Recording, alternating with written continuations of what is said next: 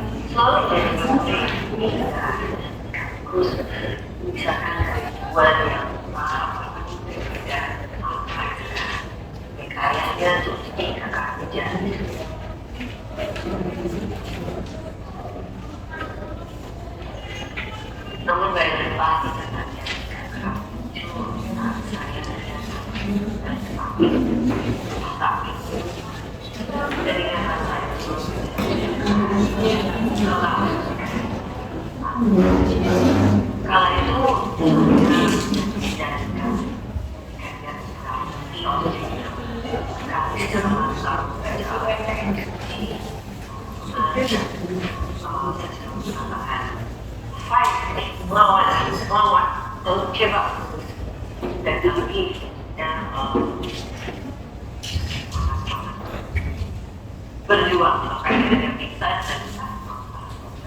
dan sampai akhirnya pergi sama sesaat kemudian dia tahu lagi sama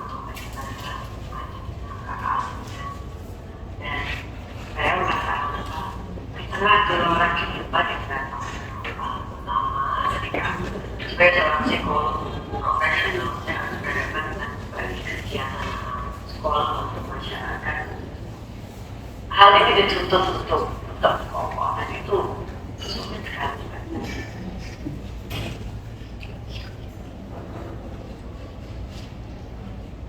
Tapi kemudian saya sadar bahwa selalu larut di dalam kesedihan, hal yang melorot dan seperti yang saya dihadirkan kasus dan belajar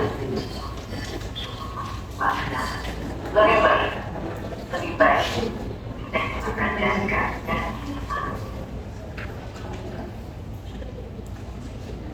yaitu dengan memberikan banyak edukasi, sadar saya ilmu, dan ini beragam her best is my best. Dan sudah saya bagikan kisah ini pada semua yang ada sampai merebut hidupnya, tak lagi menjadi ngomongnya bukan kita semua, terutama yang keluarga, berbagai fenomena.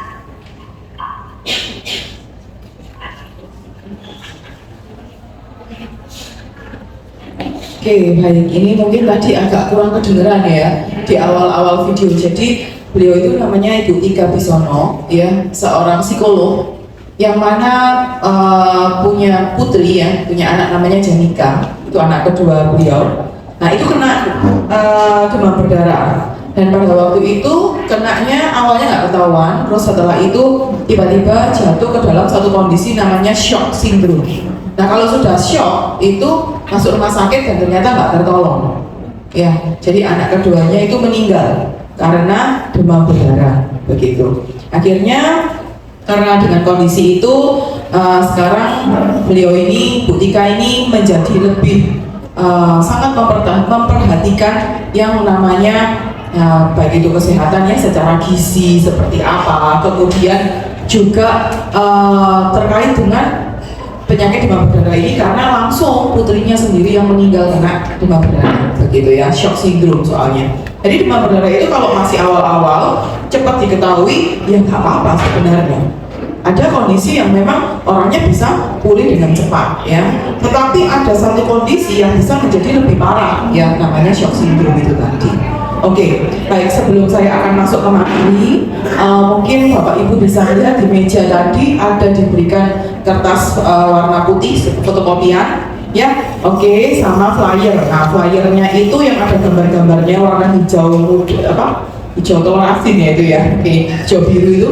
Nah itu adalah informasi terkait dengan produk yang akan disampaikan siang ini ya. Nah kalau untuk fotokopian itu minta tolong diisi karena nanti di akhir acara dikumpulkan dan ditukarkan dengan souvenir. Nah di ujungnya itu ada nomor ya, nomor itu nantinya akan diundi ya, dan undiannya itu door prize ya. Nah door prize-nya ini ada 2 door prize yang sudah kami siapkan free ya. Di ujung itu ada nomornya dipegang ya, nggak usah dilepas, nggak apa-apa, nanti aja kalau namanya terpanggil baru dilepas ya.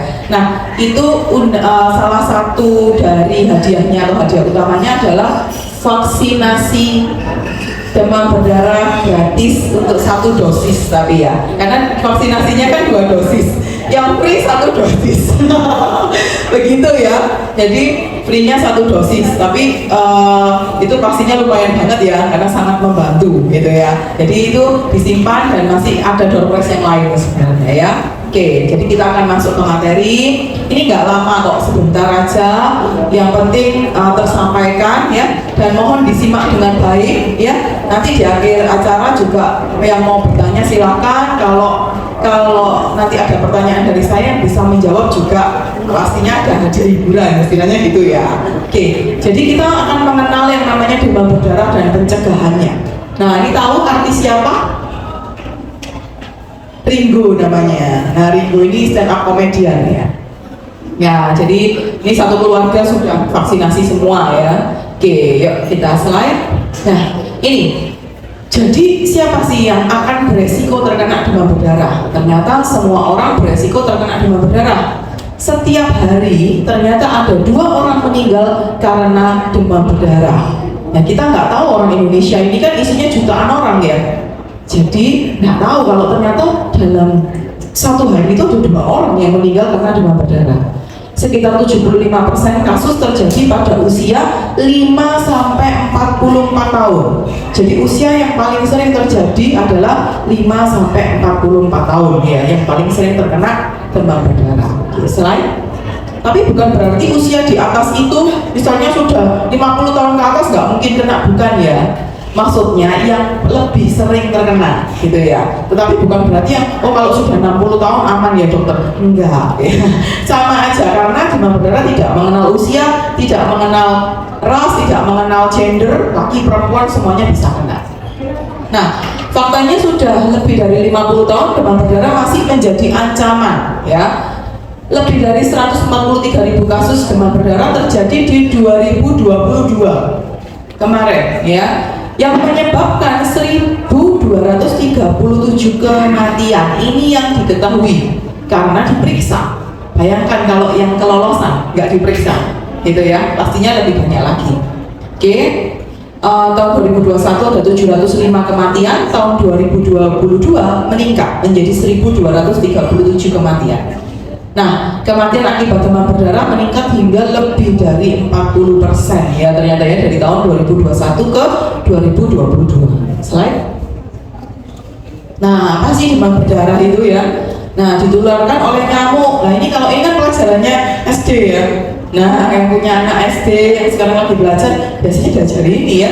Nah, yang penyebabnya apa ini? Namanya nyamuk Aedes aegypti ya, dan Aedes albopictus namanya. Nah, di sini ada 4 jenis virus demam berdarah. Itu ada 4 jenis virus. Virusnya ada 4. Kalau nyamuknya ada 2 ya. Virusnya ada 4 jenis ya. Seseorang dapat terinfeksi virus demam berdarah hingga beberapa kali. Misalnya sekarang kena yang virusnya jenisnya A. Nah, ternyata besoknya lagi, beberapa tahun kemudian kena lagi yang jenisnya virusnya B ternyata. Karena virusnya beda-beda ya.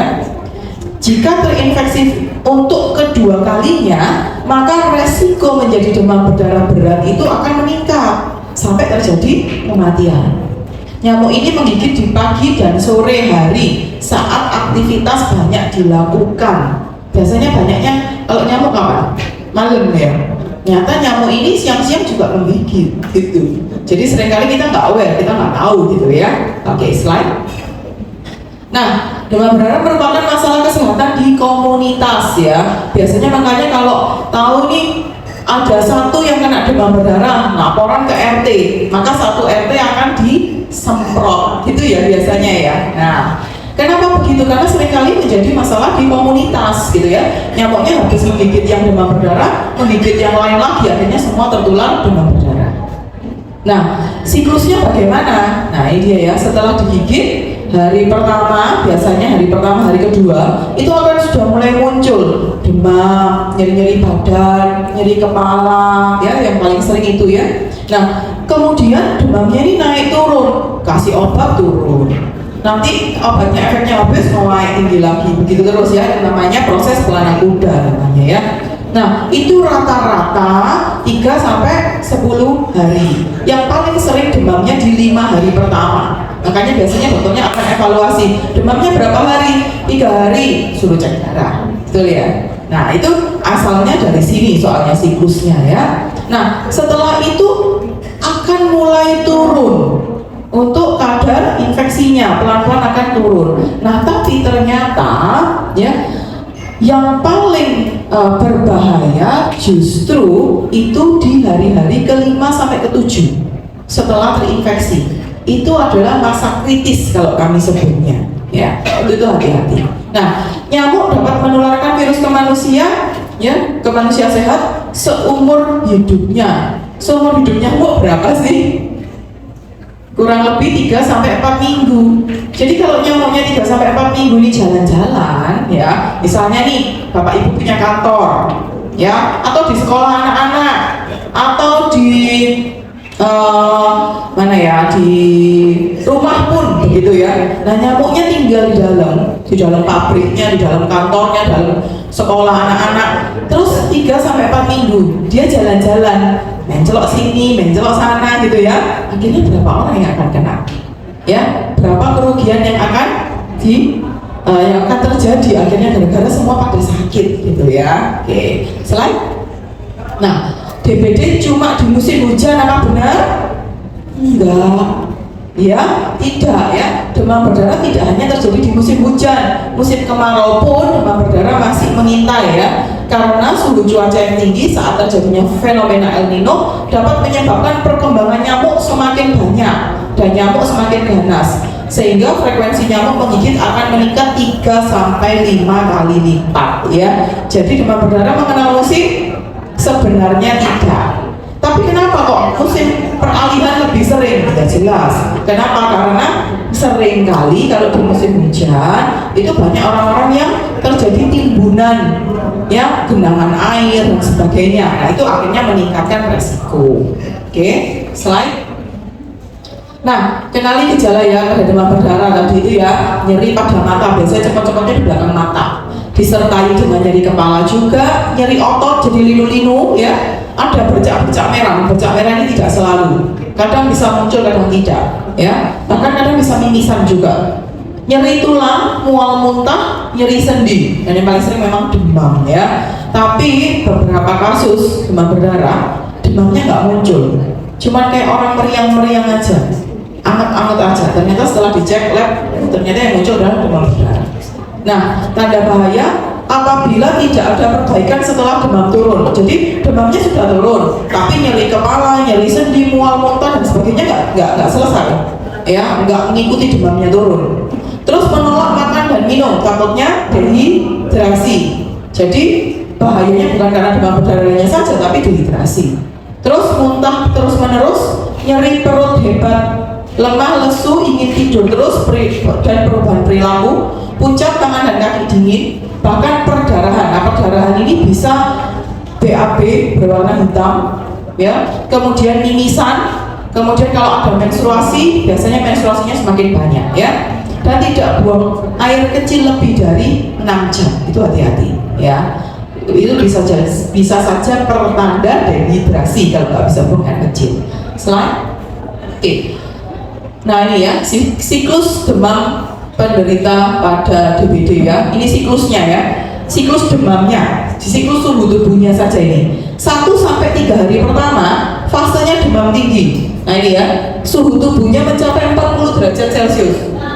Kemudian akan turun pada hari keempat kelima, karena hari ini adalah fase-fase kritis namanya. Setelah itu di fase penyembuhan dia akan naik lagi, tapi anget biasanya, nggak sampai terlalu tinggi seperti yang pertama. Nah, waspada pada fase kritis ini yang paling berbahaya, ini yang bisa menyebabkan shock ya, karena di fase kritis ini bisa mengalami perdarahan. Pernah dengar kalau demam berdarah itu yang turun namanya trombositnya. Trombosit itu adalah bagian dari sel darah yang bisa membantu untuk membekukan darah. Jadi bayangkan kalau trombositnya rendah sekali, maka semua bisa perdarahan. Nah, perdarahan itulah yang menyebabkan shock. Ya, oke, slide. Nah ini fase kritis ini yang fase kritis ini yang harus hati-hati. Ini biasanya yang masuk rumah sakit ya ini. Oke. Nah, ibu tadi ini ya, Ibu Tika ini Janika Ramadhani Putri ini anaknya ya, adalah putrinya yang sudah berpulang katanya ya, sudah pulang ini ya. Oke, setelah berjuang melawan penyakit yang tidak pandang bulu namanya demam berdarah ya. Jadi jangan biarkan hal ini terjadi pada keluarga Anda, kata Bu Tika ya. Oke, slide. Nah ini demam berdarah bisa diobati nggak? Nggak ada. Obat untuk demam berdarah tidak ada. Apakah perlu antibiotik? No. Apakah perlu antivirus? Tidak. Yang dilakukan apa sih untuk demam berdarah ini? Ya cuma mengatasi gejalanya saja. Demam dikasih obat demam. Kalau nyeri kepala dikasih obat nyeri kepala. Kalau lemes dikasih vitamin. Kalau nggak bisa makan minum diinfus. Gitu aja. Obatnya ada nggak ada. Jadi kalau ada yang bilang ini dikasih obat untuk demam berdarah, itu tidak ada ya. Oh, demam berdarah tidak ada obatnya ya. Jadi hanya gejalanya saja. Nah terus gimana kalau supaya tidak menjadi parah gitu ya? Maka tadi itu harus dievaluasi. Kencingnya gimana? Bisa kencing nggak? Bisa makan minum nggak? Maka biasanya kalau pasien kan tanya, loh kalau demam berdarah pasti harus rawat inap ke rumah sakit ya dok? Tidak harus, tergantung trombositnya berapa, ngedrop banget atau tidak. Terus orangnya mau makan minum nggak? Kalau masih mau makan minum, kondisi umumnya stabil, nggak perlu rawat inap, tidak perlu ke rumah sakit, tapi harus tetap dalam pemantauan ya. Oke, slide. Nah, faktanya demam berdarah juga dapat menyebabkan beban ekonomi. Oh ya jelas ya dong. Kalau rawat inap aja ini kalau karena demam berdarah aja total biaya 58 juta kalau bayar sendiri ya. Kalau pakai BPJS ya memang free ya. Tapi kadang-kadang penanganannya agak lambat gitu aja ya, tapi tetap ditangani gitu ya. Kalau punya asuransi swasta ya pastinya ditanggung sama asuransinya. Tapi mau nggak sakit? Nggak mau pastinya ya, karena kalau sakit itu nggak hanya kita berbicara tentang masalah biaya saja, tetapi semuanya menjadi terganggu ya, keluarganya juga yang merawat juga kasihan, dirinya sendiri juga sakit gitu ya. Jadi total biaya untuk rawat inap akibat demam berdarah paling tidak sekitar 10-60 juta kalau nginep. Semoga enggak gitu ya, dan semoga nggak ada yang kena gitu ya. Oke, slide. Nah, demam berdarah dapat menurunkan produktivitas dan kualitas hidup pastinya ya. Anak-anak harus absen sekolah, akhirnya nggak sekolah seminggu gitu ya. Kenapa? DB. Soalnya kalau sudah kena DB, ya yang satu pertama anaknya lemes nggak mungkin bisa sekolah. Yang kedua anaknya juga nggak boleh sekolah sama sekolahnya. Nanti ada nyamuk Aedes aegypti menggigit dia, terus nyamuknya menggigit teman-teman yang lain. Akhirnya sekolahnya sepi gara-gara kena demam berdarah semua gitu ya. Oke. Terus kemudian yang berikutnya apa? Apabila bapak ibu punya karyawan, misalnya ya di rumah, di kantor gitu ya, ada karyawan, ya karyawannya aja kena demam berdarah, nah otomatis akan mengurangi efektivitas pekerjaan ya. Terus kemudian menyita waktu dan tenaga ya, akhirnya harus ditemani sama keluarga yang lain ya, harus dirawat gitu ya. Nah, pasca infeksi 2 dari 3 pasien mengalami kelelahan hingga beberapa minggu. Jadi ada yang bilang gini, saya kok masih lemes ya. Lemesnya itu bisa sampai 3 minggu, bahkan ada yang sampai 1 bulan lemesnya ya. Oke, slide. Nah, perusahaan mengeluarkan lebih dari 1 miliar rupiah untuk karyawan yang terdampak demam berdarah karena dorongan ya. Ini ada penelitiannya nih, dari 731 karyawan yang terdiagnosa demam berdarah itu kurang lebih sekitar 3M yang harus dikeluarkan oleh perusahaan ya. Biaya klaimnya soalnya sekitar 40 juta per pasien. Nah ini, jadi istilahnya kalau kita mengenal pencegahannya itu sama dengan investasi jangka panjang ya. Nanti saya akan jelaskan. Oke, slide. Nah, apa yang sudah dilakukan untuk pencegahan demam berdarah? Fogging ya, sudah sering ya. Ya, dari puskesmas biasanya ya. Jumantik sudah sering. Yang untuk memberantas jentik-jentik nyamuk itu yang dibuang, dikuras dan sebagainya ya. Oke, ini wabah ya. Terus kemudian upaya faktor kontrol cukup besar biayanya, tapi demam berdarah masih ada di sekitar kita. Ternyata pemberantasan baik itu nyamuknya melalui fogging, jumantik maupun wolbachia ini ternyata tidak terlalu signifikan untuk memberantas demam berdarah begitu. Slide. Nah ini pentingnya vaksinasi, setiap 12 detik 1 nyawa diselamatkan dengan vaksin. Siapa yang sudah vaksin COVID? Pasti sudah semua ya. Kalau nggak vaksin COVID kemarin nggak bisa jalan-jalan ya gitu ya kemarin ya. Berarti semua sudah vaksin COVID? Berarti sudah familiar dengan yang namanya vaksin ya. Vaksin itu adalah virus yang dilemahkan, yang dimasukkan ke dalam tubuh kita, baik itu virus maupun bakteri juga bisa, untuk tubuh kita bisa membentuk antibody ya. Nah di sini baru masuk ceritanya ini ya. Memang produk yang luar biasa itu berupa vaksinasi demam berdarah. Jadi vaksinasi demam berdarah ini bisa menolong seseorang untuk mencegah terjadinya demam berdarah ini tadi. Oke, slide. Nah ini ya, vaksin demam berdarah melengkapi perlindungan ya. Vaksin demam berdarah ini dapat mencegah penyakit dengue dan resiko keparahan. Jadi ini vaksinnya mencegah demam berdarahnya. Andai kata pun kena, tidak akan menjadi parah dan tidak akan menyebabkan kematian. Itu maksudnya, menghindari terjadinya keparahan dan kematian. Oke, slide. Nah ini ya, jadi vaksin ini aman nggak? Sangat aman. Kenapa? Karena sudah direkomendasi oleh Ikatan Dokter Penyakit Dalam Indonesia. Ya, jadi semua dokter penyakit dalam dan Ikatan Dokter Anak Indonesia. Semua dokter anak juga sudah menyarankan, sehingga itu vaksinnya sudah masuk di dalam list sebagai vaksin wajib sekarang. Begitu. Slide. Nah ini ya, vaksinasi merupakan otomatis investasi untuk jangka panjang istilahnya begitu ya. Nah ini slide dulu. Nah ini take home message-nya, demam berdarah masih menjadi masalah kesehatan di masyarakat yang harus diwaspadai. Demam berdarah bisa menyerang lebih dari sekali, jadi masih bisa berulang-ulang. Nah, vaksinasi ini mencegah terjadinya demam berdarah dan mencegah tingkat keparahan ya.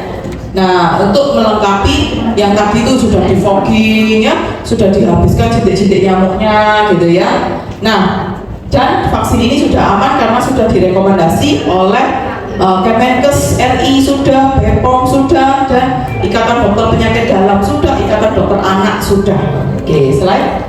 Nah, ini yang saya mau jelaskan ya. Kalau mau informasi yang lebih lanjut bisa menghubungi atau mengunjungi itu tadi ya.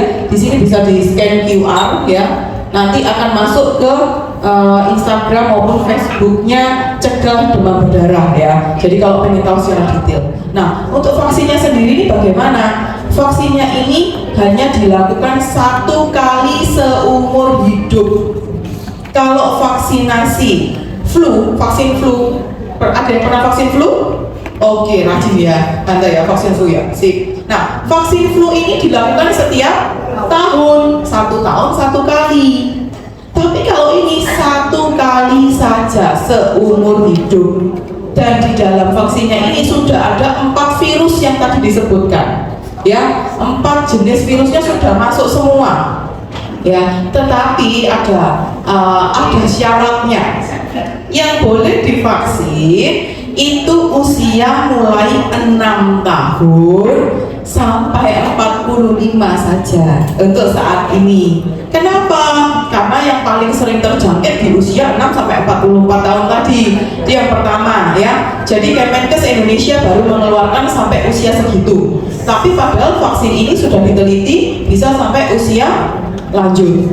Ya, tetapi memang itu belum diflorkan atau belum disampaikan oleh Kemenkes. Ya, jadi kita masih mengikuti Kemenkes. Nah, jadi Bapak Ibu nggak usah khawatir, bisa nanti menginformasikan kepada anggota keluarganya.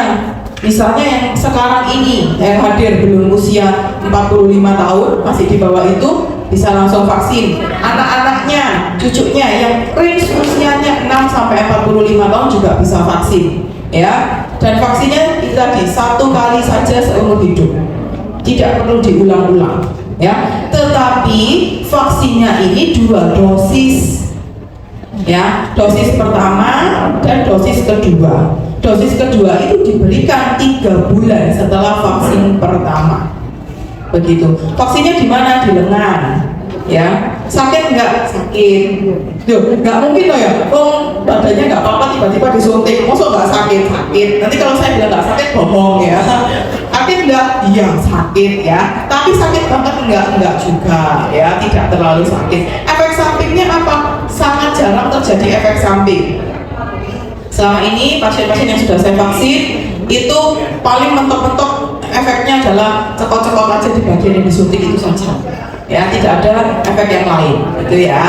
Oke, nah hari ini itu tadi seperti yang saya sampaikan di awal bahwa ada door prize-nya, 2 door prize yang isinya nanti door prize utama ya, yang isinya adalah gratis vaksin demam berdarah ini untuk 1 dosis tapi ya, jadi dosis yang keduanya biar sendiri memang itu ya. Jadi kalau misalnya nanti ini yang dapat, loh tapi umur saya sudah 50 dong gitu ya, nggak apa-apa, kasihkan anaknya atau cucunya ya. Nanti nyonteknya kemana? Nanti ada nomor saya di sana, hubungi saya, dokter saya yang dapat ini, nanti di foto vouchernya, nanti main ke tempat praktek saya ya, nanti saya suntik di sana itu ya. Oke, cukup paham? Baik, ini sudah habis ya Pak Danang ya. Oke, baik. Oke, saya mau ada yang mau disampaikan. Baik, terima kasih. Itu adalah sharing saya hari ini ya. Nah, sekarang saya ingin bertanya, apakah ada yang mau tanya? Gitu ya. Silakan kalau yang mau tanya. Ya, silakan. Ceveli. Vaksin itu demam atau ada efek samping ya. Cek. Baik Bapak, terima kasih. Setelah divaksin itu demam atau enggak? Yang kedua dan itu juga biayanya berapa? Oke, ya terima kasih atas pertanyaannya. Ya. Oke, Jadi kalau setelah divaksin di beberapa orang kadang-kadang meriang, kadang ya, tapi tidak semua orang. Tapi seandainya ada meriang, gampang tinggal minum paracetamol selesai. Nanti itu tinggal dikonsultasikan sama saya, nanti saya bantu. Ya kalau seandainya terjadi meriang tadi itu ya, sama nyeri pastinya ya, nyeri di bagian yang disuntik, itu yang efek sampingnya. Kalau efek samping yang lain hampir tidak ada. Ya. Kemudian untuk harganya itu special price.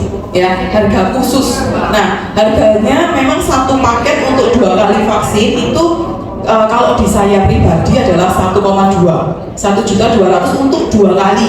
Itu sudah harga 2 kali ya. Tapi khusus untuk anggota dan boas ya, anggota yang ada di sini itu akan diberikan potongan harga 100.000 untuk ngambil satu paket. Jadi tinggal 1,1. Kalau mau vouchernya nanti bisa ke Bukori. Nanti saya titip voucher ya, iya. Langsung ditembak orangnya.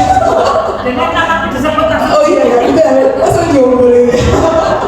Oke, jadi nanti vouchernya saya titipkan ke Ibu Kori. Ya, nanti terserah Ibu Kori akan bagaimana ya caranya membagikan. Nanti kalau anggota keluarganya ada yang mau vaksin, anaknya, cucunya, pokoknya anggota keluarganya mungkin bahkan karyawannya ya mau vaksin dan pengen dapat potongan harga, nanti silahkan ke Ibu Kori minta voucher ya, karena saya kasih vouchernya itu ya. Nah itu potongannya adalah 100.000, jadi tinggal 1,1. Itu boleh dicek, setahu saya sampai hari ini itu yang paling murah.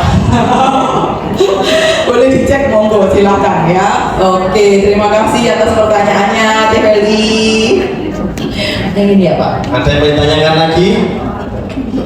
Ada yang mau tanyakan lagi? Siap. Lagi enggak ya?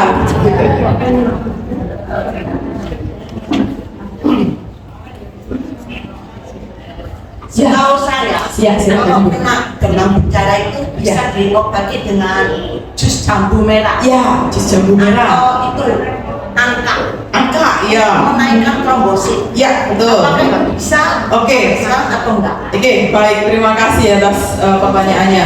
Jadi untuk jambu merah atau angka itu membantu menaikkan trombositnya saja, tapi bukan untuk mengatasi penyakitnya. Ya, kalau orang sakit batuk flu karena bakteri, maka obatnya adalah antibiotik. Ya, kalau orang kena herpes, obatnya adalah antivirus karena penyebabnya virus. Kalau ini tidak ada obat khusus. Jambu merah, angka, terus kemudian kurma itu adalah herbal yang digunakan hanya untuk meningkatkan trombosit saja, bukan untuk menyembuhkan demam berdarah seperti itu. Ya, jadi hanya untuk menaikkan trombosit. Jadi penyakit yang lain yang trombositnya juga turun juga bisa menggunakan itu, karena fungsinya adalah untuk trombosit, bukan untuk menyembuhkan demam berdarahnya. Begitu ya Ibu. Baik, apakah sudah cukup dimengerti? Oke, baik. Ya, silakan ada yang mau bertanya lagi, satu orang saja ya. Tinggal satu ya, Ibu yang di depan Pak. Ya. Demam berdarah lagi gitu ya Bu ya. Oke, pertanyaannya apabila sudah divaksin, apakah masih bisa terkena DBD? Masih bisa, tetapi efek yang masuk itu akan ringan, lebih ringan daripada yang tidak divaksin. Bahkan untuk mencegah kematian itu bisa kita kurangi atau bisa dikecilkan resikonya. Tetapi kalau antibodi kita kuat, ketika virusnya datang ya, nyamuknya gigit, itu bisa saja tidak kena. Itu tergantung antibodi masing-masing ya. Kalau antibodinya lemah masih bisa kena, bisa, tetapi mencegah terjadinya keparahan tadi. Oke, baik, terima kasih. Mohon maaf untuk yang bertanya, cukup dulu. Nanti seandainya ada yang mau ditanyakan ya, karena terkait dengan waktu, mohon maaf. Nanti kalau misalnya ada yang mau ditanyakan, bisa minta nomor saya, nanti langsung cek dengan saya bisa. Kalau mau minta nomor saya bisa ke Ibu Kori ya, bisa ke Ceveli, ini ada nomor saya juga, atau ke nama saya. Atau ke sini boleh ya. Oke.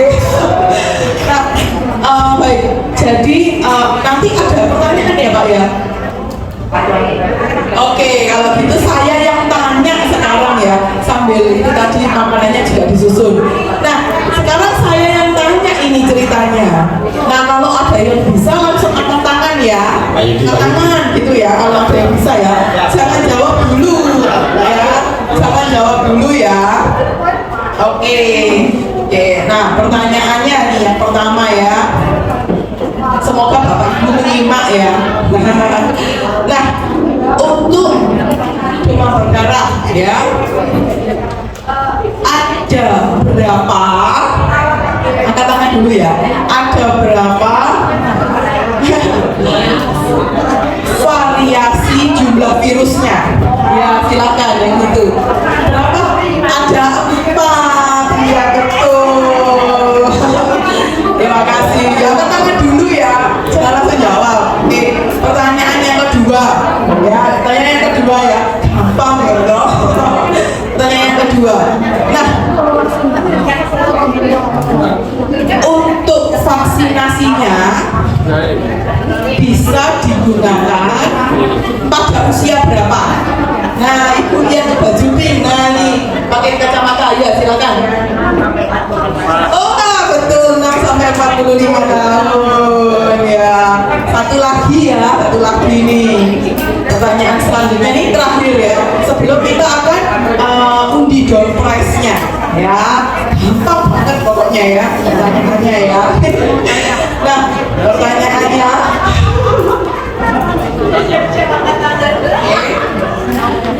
untuk vaksinasi demam berdarah ini tadi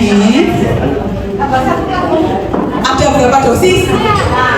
Yang mana duluan ya ibu? Ya, ada berapa dosis ya? Terima kasih. Oke, terima kasih Bapak Ibu untuk kesempatannya dan mohon maaf untuk yang di kertasnya tolong diisi ya, nanti bisa ditukarkan souvenir.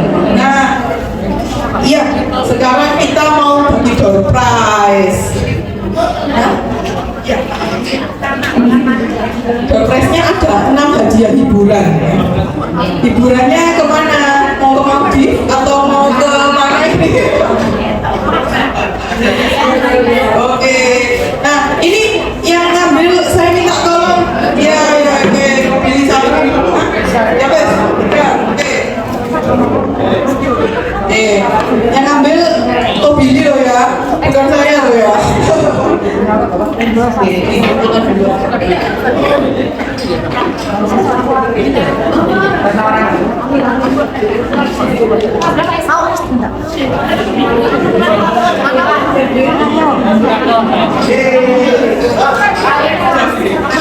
Yang pertama, nomor angka kembar 44. Anak 44. Nomor 44. Silakan maju. Ya, silakan Pak, maju Pak. Oke. Yang kedua ini tetangganya 45. 45 siapa? 45. Yang tadi silakan maju.